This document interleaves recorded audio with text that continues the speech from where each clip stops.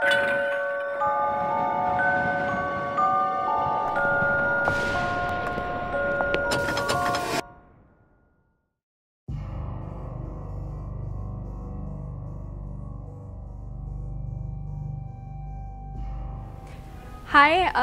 you're here at the Queen Mary. I'm the ghost host, Sophia Temperilli, and we are here today at the Nick Groff event. I'm just stopping by to say hi, but it's always good to get an interview with Scott, our family friend.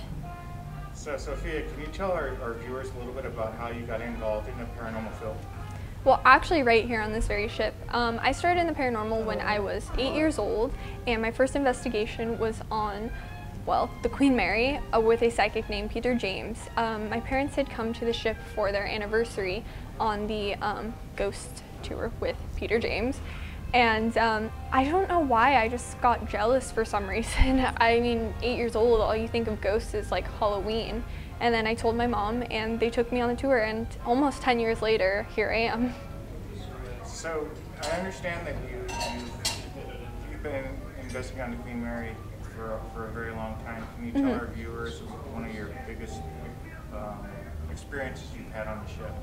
Definitely, I would say my biggest experience on the ship would be investigating with Ghost Adventures, because, you know, every time I've investigated here before, I think one of the most active places is the pool area. And I know everyone says that, but it's definitely true. My favorite place is the engine room, but I would say the most active would be the pool area. And I've never seen the pool area with the lights turned out before in my life. It's always been low lights. And once the lights were turned out, the activity in there, or the presence, it just really got like amplified. There's a spirit in the pool area I call the Shadow Man, and he's a very dark entity, and that was just a very crazy night. You know, Zach was rushed and we all got recordings, and it was just really such an amazing experience, and I would love to, you know, try that again with the lights fully turned out. It was crazy, and I can't even, you know, name off all of the things. I know at one point, you know, the Shadow Man had actually, like, you know, kind of pulled me back from what I was saying about him, just because he's seen me so many years and always, you know, intimidated me, because he's not the nicest ghost you'll ever meet. He's not Casper. Now, can you tell us what your experience was like? Because I know you had investigated with Ghost Adventures. Can you tell our viewers a little bit about different experiences you had? Because I know you had several different ones on board. You mean on Ghost Adventures or after? When you were on with them. Well, definitely, I think, you know, we got some recordings. I can't really remember, but it was a very angry man's voice. He's basically cussing us out, so that was interesting. You know, one of the crew members, one of the main three, was actually rushed. My mom actually heard that. You know, he felt it, and then my mom's like, no, I heard that. And then definitely just with the lights turned out, you could feel like a heaviness in the room, which I just can't fully explain, because, you know, it was like, you know, a black mass over you, and that was definitely the biggest experience, because I've never felt anything like that in my 10 years of investigating. Now, I know that we've talked before, but you have said that you've had experiences throughout your whole life. Can you tell our viewers a little bit about what you've had happen in different locations you've been to? Well, to start out, this is something I don't fully remember. My mom does, and so does my dad. But when I was younger, I would, fast forward a little bit, I lived in a haunted house. The activity really started up when I was 9 years old, about a year being into the paranormal.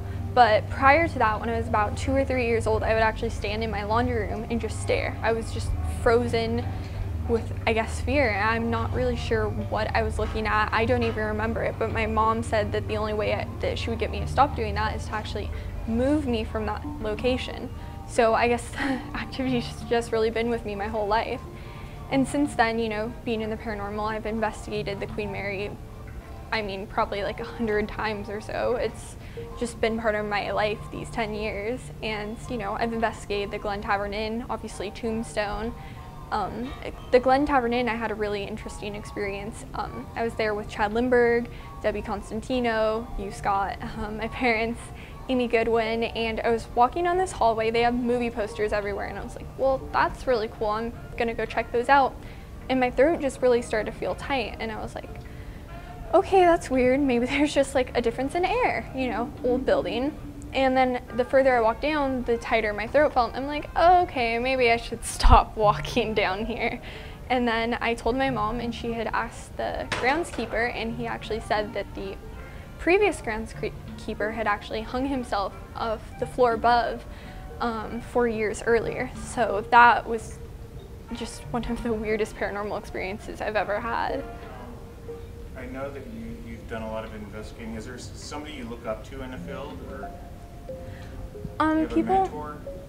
I would say definitely my parents are my mentors, and I appreciate everyone in the field. There's not one single person I look up to, just because, you know, everyone is able to come up with new techniques and go out there and do stuff. So I feel like anyone who's in this field is very admirable, because it's not something every single person can do.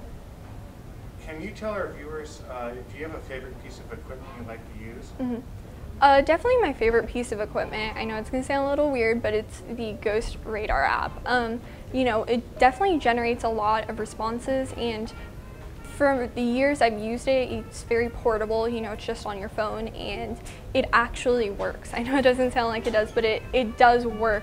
When I was at Sunnyside Cemetery, I'd actually gotten, you know, friends and brother, and at the location we were at a World War I veteran.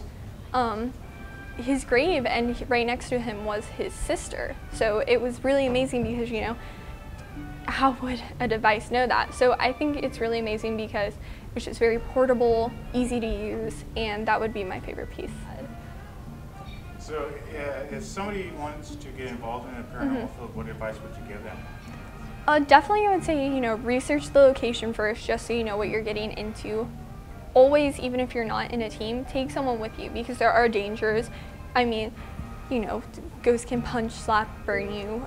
You don't really know what could happen. Or, you know, if you're going to an abandoned building, you could fall through something, and it's just always good to have someone there to also validate responses. So take someone with you, do research, and, you know, you don't need fancy equipment right off the bat. You can just use like a recorder on your phone, a flashlight, or like a digital recorder you buy at Target. So, you know, you don't need everything to be elaborate at first, and just, you know, do research and be safe. Now, is there a location that's on your bucket list you'd love to be able to do? Oh, there's so many places that I would love to go investigate. Definitely castles in England. I was saying the insane asylum. I've been hearing about it a lot recently, so I'm very excited to see if I'm able to get into the location. It just sounds amazing. It was built in, I think, the 1800s, and used to be like, they used to have a farm there, and it was for like poor people, and then it was actually called the Poor Farm. So, and then it went on to be a rehabilitation center, and then eventually moved over. So it's actually still running, just not in the same location. Now, I also know that you just recently graduated from high school, so now you're going to be doing a lot more different things. Can you tell our viewers what you're going to be doing for the future? Definitely. Since I've graduated high school, I definitely am going to work more on my radio show. It's such a weird thing to say. I've been in school, I think, 12 years if you include preschool, so it's very new for me, but I would love to do more investigations. I just recently investigated Sunnyside Cemetery in Signal Hill, California, which was a lot of fun. I'm hoping to go to this insane asylum very close by. So I just can't wait to see what the future holds. Definitely working on my radio show, going to be doing more interviews, hopefully going to more events, and you know, it's just very interesting to see what's going to be happening. Now, can you tell our viewers a little bit about the radio show and how you got involved into broadcast? Definitely. Well, every Saturday from 12 to 1 p.m. Pacific time, 3 to 4 Eastern time, I'm live on air on liveparanormal.com. My show is called The Ghost Host. I started the show when I was 12 years old, and it will be going on 6 years in June. Basically what happened was, you know, I'd been in the field for about, I would say, 4 years prior, and there's not many kids in the field, so I was like, you know, there's got to be other people out there with like home haunting issues and stuff, and I would love to know what professionals say about it and just help people. So I asked my parents if I could start a radio show, and with some convincing, they finally agreed. My dad had been offered a show on liveparanormal.com by the site founder, Rob Sarek, prior to it, because he wrote the book about Peter James, Heaven Can You Hear Me? So they talked to the site founder and said, you know, I don't want a show, but my daughter does. And he said, okay, we'll try it out. And, you know, 6 years later, here I am. Well, you can contact me through myestatewish@gmail.com, and then my manager will, you know, book everything, because I am still 17, so I can't book everything myself. Well, thank you for all your support, Scott. It means a lot to my family and I.